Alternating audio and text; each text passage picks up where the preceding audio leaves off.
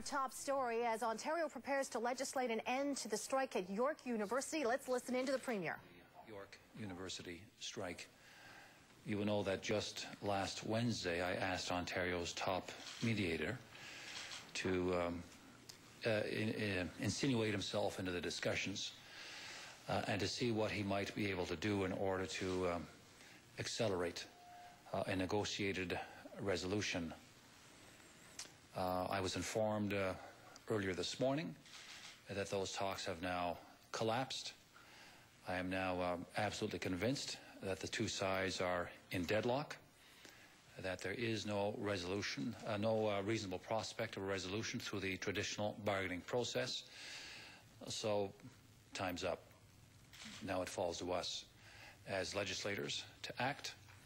I will take the unusual step of recalling the legislature for 1 o'clock tomorrow, a Sunday afternoon. I'm asking for the consent of all parties. In order for us to move as quickly as we would like, we require unanimous consent in the House. If things work as we would like them to work, certainly from the government side, we will have this matter resolved from a legislative perspective. We'll have a law in place requiring that the union goes back to work by the end of the day tomorrow.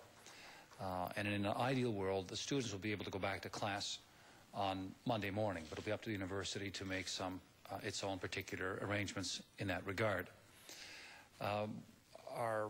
We're very concerned about getting the students back in the classroom. I know that some of them may incur additional educational expenses, particularly if the year is extended. And if the year is extended, and if you're from out of town in particular, then there's going to be some additional rent payments, maybe more food costs that you wouldn't have to take on yourself if you were living at home. If that does bear out to be the case and students have to stay on longer, then we are going to ensure that OSAP support is extended as well and made available to them. Premier, why did you wait so long? It's the 11th hour of the 11th week, and you could have appointed Reg Pearson 9 weeks ago and achieved this same result, and these kids wouldn't have lost much of their year. There's a collective bargaining process that it's important that we respect. In 95 cases out of 100, it works. From time to time, it fails us. This one failed us. It did not result in a resolution in a timely way.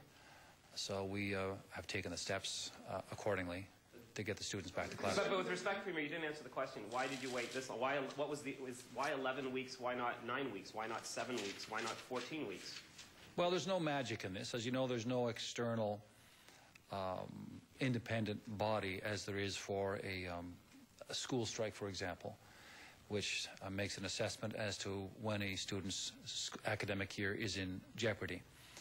So that it's highly unusual for university strikes to go on for this particular length of time. But as I say, we've now come to the conclusion that the sides are clearly in deadlock and we're prepared to act. Again, I'll be asking for the support of the opposition party so that we can move as quickly as possible now. Mr. Premier, you said not long ago that you were expecting and hoping for an inner dialogue, that both sides could actually look within to see the bigger picture, which is the students. And also, are you concerned that U of T is in a similar position starting next month? Well, I think what we need to do now with respect to the York circumstance is to get the students back in the classroom and then to work together in whatever way possible to restore York's reputation. Let's not kid ourselves. York has sustained a bit of a black eye. It's going to take some time to turn that around. It is our third largest university in the country. It offers a variety of outstanding programs. We're going to have to work together to restore goodwill felt by the public, but especially needed from students and their parents. What of the precedent that Georgia just related to that it sets perhaps for the other universities that are going to have? Well, I don't think any particular university is going to want to rush into these circumstances again. I think it's, York now has a genuine challenge on its hand to turn this around. and reestablish goodwill and to convince students who are applying that they are a worthy institution. I am convinced that it's a solid post-secondary institution. We're proud of the work that has been done and continues to be done at York University, but they got themselves into a labor mess, and students have paid the price.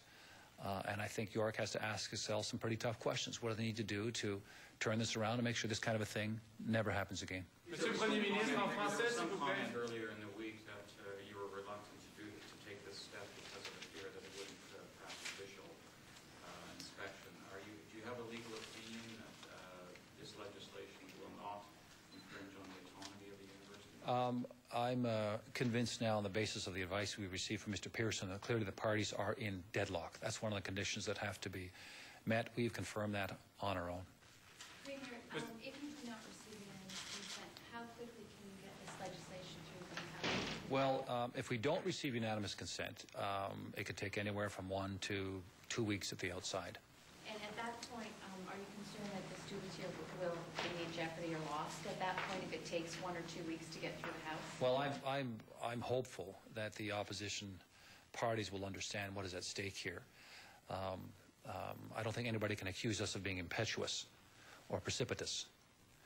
So there is, to my way of thinking, no reason whatsoever not to support this legislation and have it pass first, second, and third reading tomorrow, Sunday.